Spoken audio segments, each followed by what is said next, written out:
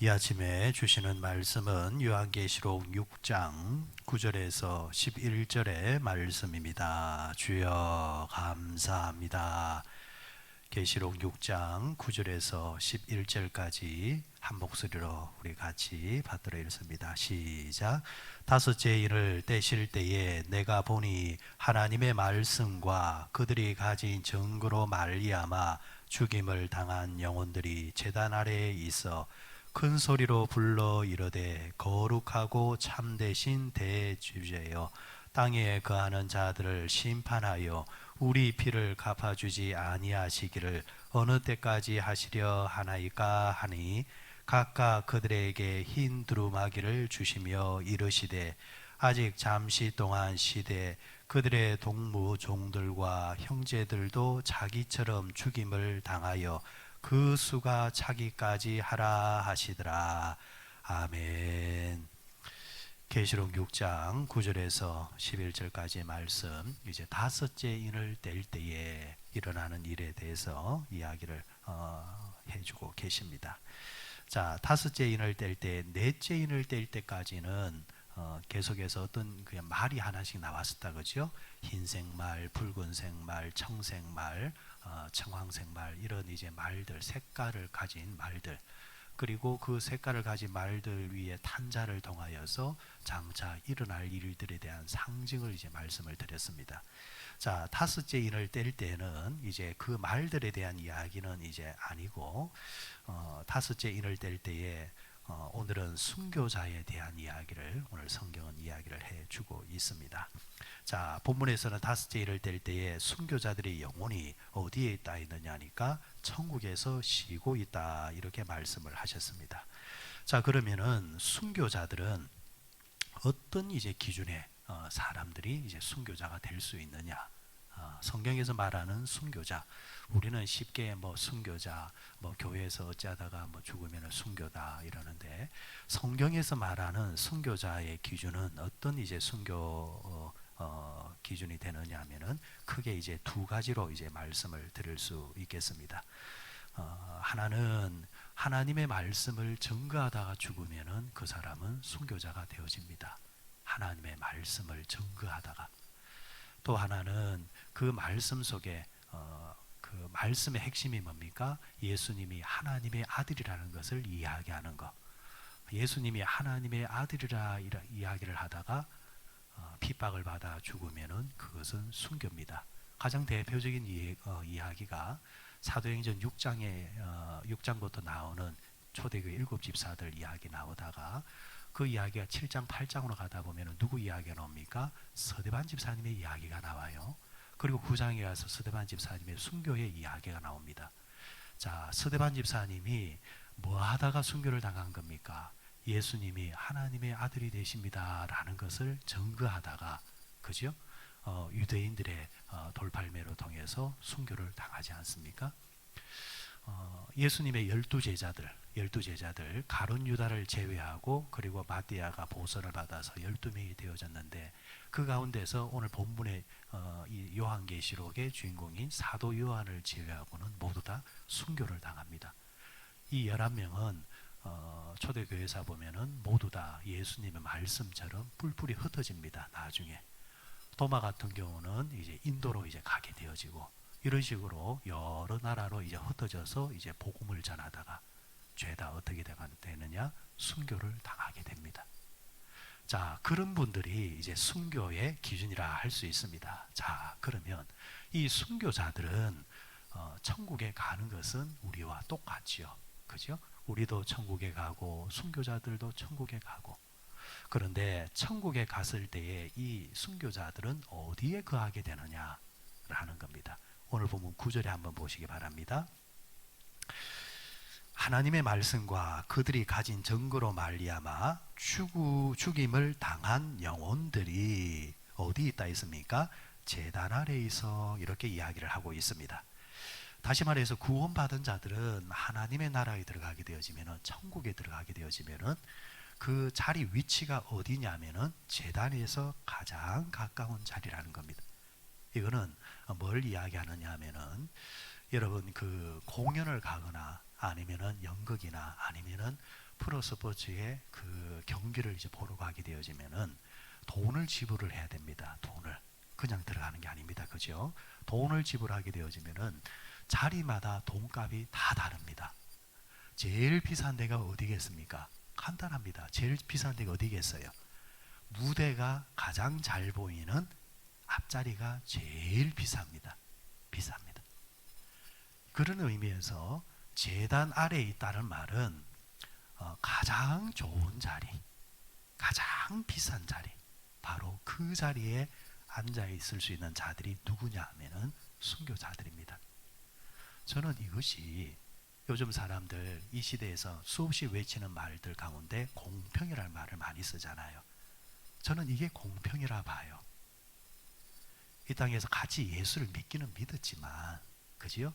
어떤 이들은 순교자의 정신을 가지고 살다가 그렇게 또 순교하면서 살다가 하나님 앞에 간 자와 아니면은 겨우 억지로 주의를 지키면서 살아간 자가 하나님의 앞에 갔을 때 똑같은 자리에 선다는 것은 이거는 불공평이잖아요. 공평은 뿌린 대로 거두는 겁니다. 뿌린 대로. 그죠?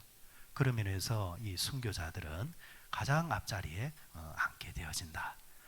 자, 그러면 순교자들은 앞으로 더 생길까 안 생길까? 오늘 성경은 예언을 해 놓으셨습니다. 뭐라고 했습니까? 11절 끝에 보니까 잠시 동안 시대에 그들의 동무종들과 형제들도 자기처럼 죽임을 당하여 그 수가 차기까지 하라 하시더라. 그러니까 순교자들이 천국에서 주여 하나님, 우리가 하나님 때문에 이렇게 순교를 당하고 복음 때문에 순교를 당했는데 우리를 순교케 한 자들에 대해서 하나님 그대로 계속 놔두시겠습니까? 이제 그런 이제 순교자들은 억울함이 있다라는 겁니다. 순교자들은 뭘 위해서 살았습니까? 복음을 위해 살았지요. 복음은 뭡니까? 예수님이 하나님의 아들이 되신다라는 것을 증거하는 것. 이거는 참 진리잖아요. 그런데 참 진리를 증거했음에도 불구하고 왜 우리가 순교를 당해야 되느냐? 인간적인 측면에서 이제 억울함이 있죠. 그러나 그 억울함이 있지만은 복음을 위해서 기꺼이 순교를 당한 저들이 하나님 앞에 갔을 때에 주여, 당신의 종들을 죽인 자들, 당신의 종들을 박해한 자들, 하나님 어느 때까지 내버려 두시겠습니까? 이제 하소연을 하는 거예요. 그 부분에 대해서 하나님이 너희들과 같이 순교 당할 자들이 좀 더 생겨야 한다. 그 수가 차기까지 기다려라. 이렇게 말씀을 하고 있습니다. 자, 그러니까 그렇다고 한다면은 앞으로 순교자들은 나온다 안 나온다? 나온다라는 겁니다. 나온다라는 거예요. 좋은 일들을 통해서 역사하시는 일들을 통해서 하나님의 역사를 우리가 감지하는 것도 있지만 좋지 않은 일을 통해서도 우리는 하나님의 일을 감지할 수 있어야 됩니다. 맑은 날을 통해서 우리가 하늘의 이 날씨를 감지하기도 하지만 바람 부는 걸 통해서 비가 오는 걸 통해서도 우리는 또 감지하는 것. 이 순교자에 대한 이야기, 이 부분도 하나님의 말씀에 예언의 감지가 들어가 있다는 거죠. 여러분, 세계에서 기독교를 가장 많이 박해하는 나라가 어딘 줄 아십니까? 20년 가까이 세계 1위입니다. 부동의 1위를 지키고 있습니다. 그 나라가 어딜까요? 예, 북한입니다. 여러분, 사회주의나 공산주의 국가를 절대 쉽게 보면 안 됩니다. 환상적으로 그렇게 몽환적으로 보시면 안 돼요. 예수를 안 믿고 그냥 막 모르겠다, 이래도 못 살고 저래도 못 사는 거, 그것도 한번 살아보자 하는 차원에서는 모르겠지만 아무리 가난해도 나는 하나님에 대해서는 놓칠 수 없노라, 이런 분들은 우리가 절대 물러설 수 없는 것이 뭐냐면은 공산주의요, 사회주의입니다. 북한에는 국가 보위부라는 데가 있습니다. 도의성이라 하죠. 이름이 바뀌었으니까. 이것은 뭐 하는 데냐면은 이 북한 주민들의 동향을 항상 주시하고 있습니다. 그래서 사람들이 뭘 말하고 있느냐, 어떤 소문이 돌고 있느냐, 특히나 자신들의 그 주석에 대해서 비방하는 말들이 나왔다면은 바로 이 정보를 통해서 그 사람을 이제 처단을 합니다. 그런데 이 국가보위부에서 제일 먼저 하는 일, 가장 주력을 하는 일이 뭐냐면은 기독교인을 색출해내는 겁니다. 기독교인을 색출해내는 것. 색출해내서 철저히 핍박을 가합니다. 그러니까 북한 안에서는 절대로 기독교가 자리 잡지 못하도록 수단과 방법을 가리지를 않습니다. 그럼에도 불구하고 지하교회가 있다는 것은 기적이죠. 표적이죠. 그런 이제 분위기 속에서 교회를 우리가 세우려고 하고 지하에서라도 예배를 드리려고 한다면 그들은 순교를 이제 감당해야 되는 겁니다. 그리고 실제로 순교가 일어나고 있고, 그리고 뭐 아프가니스탄이라든지 아니면은 또 뭐 인도라든지 아니면 이란이라든지 죄다 어떤 나라냐면은 이슬람 나라들 다른 종교가 너무 강해서 기독교를 핍박하는 나라. 그런데 종교를 주장하지 않은데도 불구하고 기독교를 철저히 핍박하는 나라가 북한입니다. 지금 이런 우리 코로나 사태로 인해서 우리 대한민국 안에서도 사실은 예배가 조금 제한을 받아요. 다행히 이제 1단계로 내려옴으로 통해서 다가오는 주일부터는 이제 3부에서 2부로 이제 돌리고, 조금 조만간에는 이제 성도들의 식사도 이제 가능해지지 않겠느냐라는 이제 그런 부분이 있습니다. 이제 더 이상 확진되지 않도록 우리 또 성도들도 개인적으로 조심을 하고 또 우리가 또 교회도 조심을 해야 되겠죠. 자, 그런데 그러면 우리는 이제 예전에 경험하지 못했던 무슨 예배를 드렸습니까? 온라인 예배를 드렸죠. 사실은 이제 중국 같은 경우도 기독교인 숫자가 상당합니다. 상당한데 이게 진짜 기독교인인지 가짜 기독교인인지 진짜 교인지 가짜 교인지 조금 구분이 되지 않은 면이 없지 않아 많습니다. 세계에서 가장 짝퉁이 많은 나라가 중국인데 교회도 짝퉁이 많은 교회가 중국에 많습니다. 진짜 교회는 뭡니까? 예수님이 하나님의 아들이 되십니다. 이것만 주장하는 곳이 교회입니다. 이걸 중심으로 다른 것이 이제 부가적으로 돌아가는 것이 교회인데, 그런데 이제 그 가짜 교회는 뭡니까? 그 위에 뭐가 있느냐니까 사회주의와 공산주의 체계를 주장하는 곳이 교회가 되어야 된다는 겁니다. 그게 중국 공산당 교회입니다. 자, 코로나로 인해서 중국에서도 예배를 온라인으로 드리는 시도가 있었는데 중국 당국 자체가 온라인 예배를 막아버립니다. 여러분, 이 온라인, 그러니까 인터넷을 강제로 규제하는 나라는 중국입니다. 상상을 초월합니다. 그래서 조금 당국에 좋지 않다 싶으면은 아예 외국을 다 막아버립니다. 아마 우리가 그렇게 산다고 한다면은 벌써 이 나라에서는 뭐 인권이 어떠니 하면서 난리가 났을 겁니다. 그러니까 지금 여러분, 우리가 이곳에서 하나님께 예배를 이렇게 드리고 또 예배에 대해서 저항을 받게 되어지면 소리를 낼 수 있다는 것은, 우리가 대한민국에 있다는 것은 감사하게 생각을 해야 됩니다. 그리고 이 가치를 우리가 지키려고 노력을 해야 된다는 것. 제가 드리고 싶은 말씀은 우리가 이곳에서 예배를 드리고 있기 때문에 순교자의 시대가 끝났다라고 하는데, 그러나 지구촌 곳곳을 보게 되어지면 지금도 순교자의 역사는 진행되고 있다라는 겁니다. 그래서 지금 성경에 나오는 이 순교자가 더 나오게 될 것이다 라는 이 말씀은 오늘 그대로 진행되고 있습니다. 그러면 우리는 이곳에서 예배 드리는 사람으로서 어떻게 살아야 되느냐라는 겁니다. 그러면 어떻게 살아야 되느냐? 그럼 우리는 천국 갔을 때에 항상 앞자리는 우리와는 상관없는 자리가 되어야 되느냐? 대한민국에 산다는 것이 이 땅에서는 좋은 것이었지만 하나님 앞에 갔을 때는 결과적으로 보면은 아니잖아요. 그 앞자리는 이 땅에서 하나님을 믿는다는 것이 목숨을 걸고 믿어야 되는 그런 삶을 살다가 온 자리가 사람들이 앉는 자리라고 한다면은 우리는 시대의 분위기가 그게 아니기 때문에 그러면 우리는 항상 천국 가면 뒷자리에 앉아야 되느냐라는 거죠. 저는 그 말씀의 결론을 이렇게 드리고 싶습니다. 사도행전 20장을 한번 찾아보시기 바랍니다. 신약성경 사도행전 20장 사도행전 20장 24절 말씀. 자, 아주 유명한 말씀이죠. 사도행전 20장 23절 24절 같이 읽읍시다. 23절 24절 같이 읽습니다. 시작.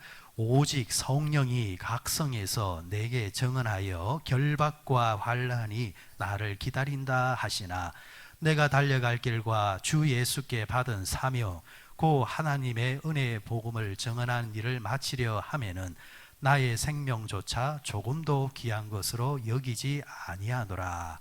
아멘. 사도행전 20장 이 말씀의 배경은 사도 바울이 이제 복음을 전하러 이제 예루살렘에 이제 올라가려고 해요. 그러자 에베소 장로들이 와서 하는 이야기가 그곳에 가면 안 됩니다. 그곳에 올라가게 되어지면은 당신은 결박을 당하게 될 것이고 당신은 어려움을 당하게 될 것입니다. 그러니까 사도 바울이 하는 말이 결박과 환난이 나를 기다린다고 하지만 나도 안다. 성령께서 이미 내게 감동 주셔서 나는 그걸 알고 있다. 그러나 내가 예수께 받은 사명, 하나님의 은혜 복음 전가하는 일을 마치려 하면은 나의 생명을 나는 조금 더 귀한 것으로 여기지 않는다. 알면서도 나는 그 자리를 향해서 갈 거다. 이 말을 오늘 우리에게 적용하면은 어떤 말이 되냐면은 순교자의 정신으로 살겠다라는 겁니다. 육신적인 순교, 우리가 그 삶은 살지 못한다 할지라도 순교하는 마음으로 우리는 살 수는 있다라는 이야기예요. 복음을 전하면서 저항을 받습니다. 여러분, 사람이 목숨 내놓고 대드는 사람 감당할 수가 없습니다. 목숨 내놓고 대드는 사람은요 감당할 수가 없어요. 그러니까 죽기를 각오하고 하는 사람, 뭐 다른 부분은 다 참아낸단 말이에요.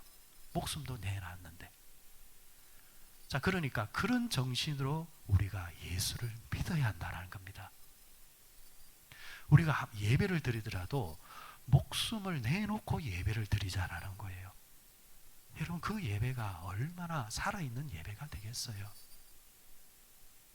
내가 목숨을 내놓는다 이러면은, 그런 마음으로 한다면은 예배 시간에 다른 생각과 다른 마음이라든지 다른 그게 없어요. 아유 목사님, 예배 시간만 되면 나는 피곤해서 잠이 옵니다. 여러분, 그게 다 편해서 그래요. 마음적으로 편해서 그래요. 여러분, 빚쟁이가 예배 시간 끝나고 내한테 쫓아온다면은 그 예배 시간에 잠이 오겠어요? 못 옵니다. 생각이라는 거, 생각. 이 한 번의 예배가 내가 이 땅에서 있는 동안 마지막 예배다 이러면요, 그 예배는 정말 큰 예배가 됩니다. 자, 내가 봉사합니다, 섬깁니다. 봉사를 하더라도 무슨 마음으로 한다는 말이에요? 순교자의 정신을 가지고. 그러면은 봉사하면서 섭섭하니 시험 드니 그런 거 없어요. 내가 순교하는 마음으로 이 봉사했다가 이 모습 보셨던 우리 주님 앞에 갔을 때 내가 제일 앞자리에 서리라. 이렇게 이제 하면은 모든 봉사가 아름다운 봉사가 되는 거예요. 하나님께 섬기는 거. 그리고 나는 다른 건 다 못하겠지만은 기분 상하는 일은 절대 못하겠습니다. 자존심 상하는 일은 절대 못하겠습니다. 그게 배가 불러서 그런 거예요. 여러분, 사람이 이제 내 죽는다, 이제 내일 내가 죽는다 하면은 그것도 없어요. 그것도 철없는 이야기예요. 그런 마음으로 우리가 신앙생활 하면은 또 이 기분 상하고 자존심 때문에 시험 드는 일도 없다라는 것. 다른 곳에서는 목숨 걸고 지금 예수를 믿고 있는데 우리가 육신의 목숨은 못 건다 할지라도 마음의 목숨은 걸고 주여 내가 이 땅에 있는 동안 순교자의 정신으로 내가 살아서 주님 앞에 갔을 때에 제일 앞자리는 내가 못 쓴다 할지라도 그 자리는 스데반 집사님이요 그 자리는 베드로요 그 자리는 이 땅에서 주를 위해서 정말 목숨 내놨던 사람들이 앉아있는 자리인데 그렇지만 하나님 내가 부끄러운 저 뒷자리에 앉아있는 사람 안 됐으면 좋겠습니다. 하나님 내가 중간 이상 가야 안 되겠습니까? 그렇다고 한다면 내가 순교자의 정신으로 내가 이 땅에서 신앙생활하다가 주 앞에 가겠습니다. 이 고백이 오늘 아침에 예배드리는 우리 모두의 고백이 되시기를 주의 이름으로 축원드립니다.